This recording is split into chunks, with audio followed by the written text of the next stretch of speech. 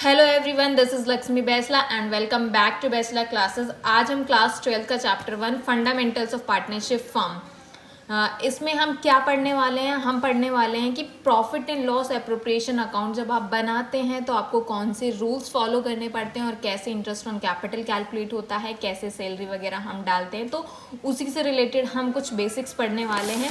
सबसे पहले हम यहाँ पे देख लेते हैं, लास्ट वीडियो में हमने क्या पढ़ा था। हमने पढ़ा था कि profit and loss appropriation account हम क्यों प्रिपेयर करते हैं, किसके लिए प्रिपेयर करते हैं और कौन कौन से आइटम्स इसमें इंक्लूड होते हैं। अब इसी को लेके हम कैसे इंटरेस्ट ऑन कैपिटल हमारा कैलकुलेट करते हैं, पार्टनर सैलरी, कमीशन, हम इसी से रिलेटेड कुछ टॉपिक्स को यहाँ पर डिस्कस करने वाले हैं। ठीक है, तो सबसे पहले यहाँ पे मैंने लिखा है rules to be followed in the absence of partnership deed. अब पार्टनरशिप डीड क्या होती है हमारी? पार्टनरशिप डीड एक रिटन एग्रीमेंट होता है। मान लीजिए आप और आपका एक फ्रेंड है, आप दोनों पार्टनरशिप में आपने एक बिजनेस शुरू किया है, ठीक है।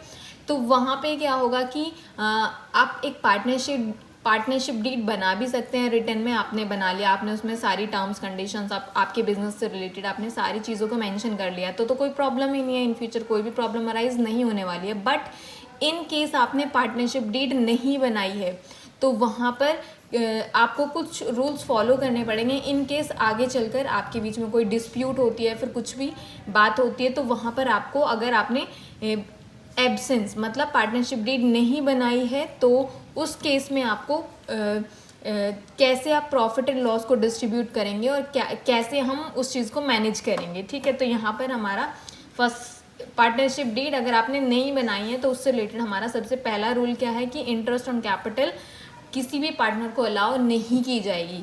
ठीक है, अगर आपने पार्टनरशिप डीड नहीं बनाई है तो इंटरेस्ट ऑन कैपिटल किसी भी पार्टनर को अलाउ नहीं की जाएगी, मतलब प्रोवाइड नहीं की जाएगी। रूल नंबर 2 क्या है हमारा? No interest on drawing will be charge from partners.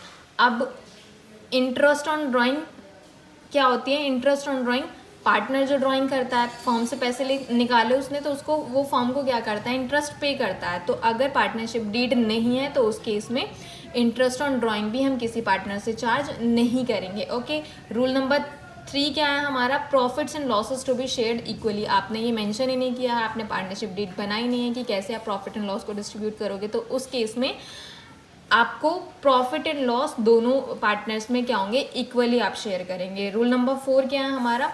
No salary, salary को हम रिम्यूनरेशन भी बोलते हैं, no salary, bonus, commission to any partner.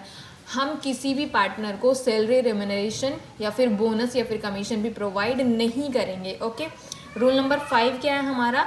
जो इंटरेस्ट ऑन लोन होता है, मान लीजिए फर्म ने किसी से बाहर से लोन लिया है, तो वहाँ पर क्या होगा कि हम जो रेट ऑफ इंटरेस्ट प्रोवाइड करेंगे उस लोन के ऊपर, वो कितना होगा हमारा? 6% हम प्रोवाइड करेंगे। ठीक है, तो इंटरेस्ट ऑन लोन हमेशा याद रखना, वेरी वेरी इंपॉर्टेंट। ये बहुत बार इससे रिलेटेड क्वेश्चन भी आपसे पूछ ले जाता है और 1 मार्क में भी आपका आ जाता है कि इंटरेस्ट ऑन लोन कितने % प्रोवाइड किया जाता है, तो दैट वुड बी 6%। ओके, अब हम बात करते हैं interest on capital. Interest on capital क्या होती है? मान लीजिए नाउ अब हम देखते हैं कि इंटरेस्ट ऑन कैपिटल हम कैसे कैलकुलेट करते हैं। तो मान लीजिए आपको 2 पार्टनर गिवन है यहाँ पर, partner A and partner B. Partner A की जो कैपिटल गिवन है वो 50,000 और पार्टनर बी की जो कैपिटल गिवन है वो 1 लाख है, जो कि इन्होंने 1 अप्रैल 2022 को इन्वेस्ट की है और जिसका रेट है 5%। अब कैपिटल को इन्वेस्ट किया है पार्टनर्स ने, किस में इन्वेस्ट किया है? फर्म में इन्वेस्ट किया है। तो फर्म क्या करेगा? पे करेगा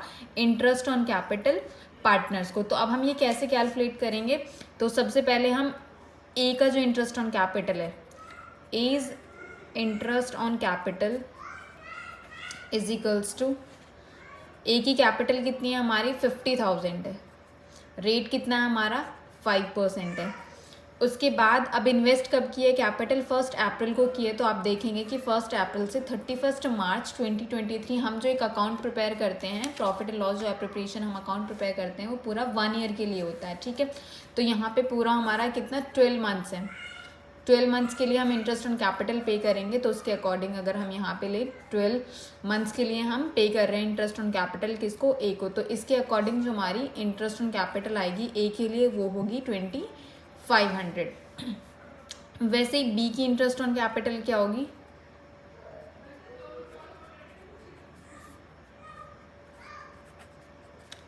बी का जो हमें कैपिटल गिवन है वो 1 लाख गिवन है, तो सेम हम क्या लगाएंगे, रेट लगाएंगे। यहाँ पर हमें पूरा 1 ईयर के लिए इंटरेस्ट ऑन कैपिटल कैलकुलेट करना है, तो उसमें हमें कुछ भी अलग से मंथ्स कैलकुलेट करने की ज़रूरत नहीं पड़ेगी, ठीक है। तो यहाँ पर जो बी की इंटरेस्ट ऑन कैपिटल आ गया वो क्या है हमारा 5000 है। तो आप profit and loss appropriation account में कैसे मेंशन करोगे, ये हमारा profit and loss appropriation account यहाँ पर मेंशन है। तो आप क्या करोगे, ए का फॉर एग्जांपल ए की हमारी कितनी आई थी, 2500 आई थी। यस, ए की जो हमारी इंटरेस्ट ऑन कैपिटल थी वो 2500 थी, तो यहाँ पर आप क्या मेंशन करोगे 2500। बी की जो इंटरेस्ट ऑन कैपिटल है वो 5000, तो टोटल 5 वर टू 700, 7500 दोनों पार्टनर्स की कैपिटल। इस तरीके से आप क्या करते हैं, profit and loss appropriation account में मेंशन करते हैं। ये मैंने एज अ एग्जांपल आपको बताया है, ठीक है। अब वहीं अब हम बात करते हैं सैलरी की। तो यहाँ पर हमारा सैलरी कैसे, हमें जो क्वेश्चन में सैलरी गिवन होगी वो पर मंथ करके भी वो बोल सकते हैं कि किसी कोई ए पार्टनर है उसको पर मंथ इतनी सैलरी देनी है या फिर पर एनम देनी है। अब इनका मतलब क्या होता है, पीएम का मतलब होता है, अगर पीएम गिवन होगा तो इसका मतलब पर मंथ आपको सैलरी वो देनी है। अगर पी ए लिखा होगा यानी कि पर एनम होगा वो, और पर क्वार्टर का मतलब है कि आपको जो सैलरी पे करनी है वो साल में 4 बार पे करनी है, क्योंकि हमारे क्वार्टर में कितने मंथ्स होते हैं, 4 ईयर्स होंगे, 4 मंथ्स होते हैं टोटल। और पर हाफ ईयर का मतलब क्या होता है कि साल में 2 बार सैलरी पे की गई है किसी भी पार्टनर को।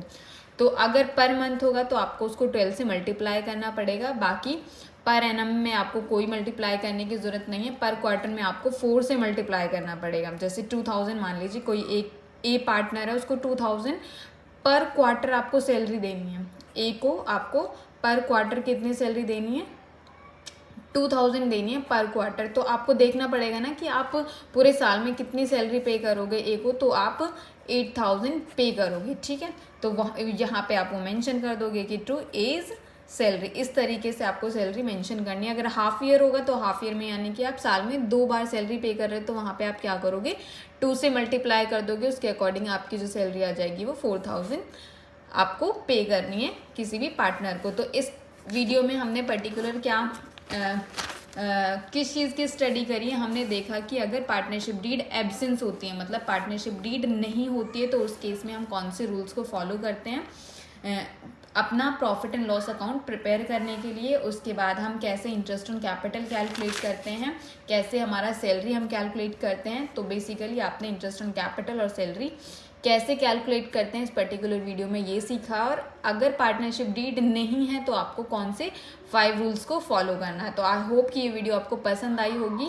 अगर आपको ये वीडियो पसंद आई है तो please like, share and subscribe. And definitely हम आगे भी और वीडियोज़ लेके आने वाले हैं, तो प्लीज़ बने रहिए हमारे साथ। And thank you so much for watching this video.